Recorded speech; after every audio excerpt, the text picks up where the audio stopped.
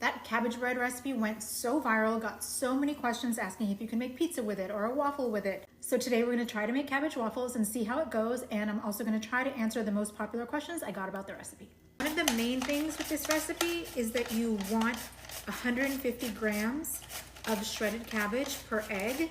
So I'm going to measure out 150 grams in cups for you guys. And you do want to shred it finely. There were some questions about if you can just use coleslaw mix in a bag. If you do that, I would get the angel hair coleslaw because I think the fine shred helps the texture. Okay, so I've got my scale and I set it to 0 with this bowl. So this is exactly 150 grams. Let's measure it out in cups. 1 cup, 2 cups. So 150 grams is about 2 packed cups of finely shredded cabbage. I'm gonna add my egg, and I am using 1 large egg. There were so many comments saying that it couldn't have been 1 egg, but it was. And some salt and pepper.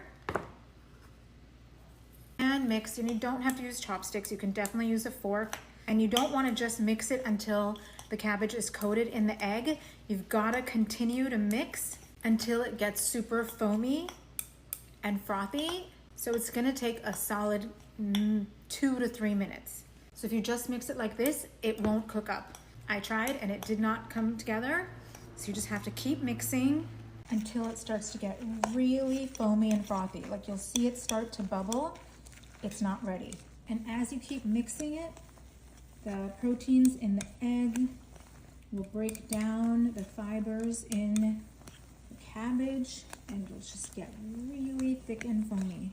So for everyone who tried it and said it didn't work, I'm assuming you didn't take it this far. Okay, so now it's been about 2.5 minutes and you can see that it's gotten really foamy and now it's ready to cook up.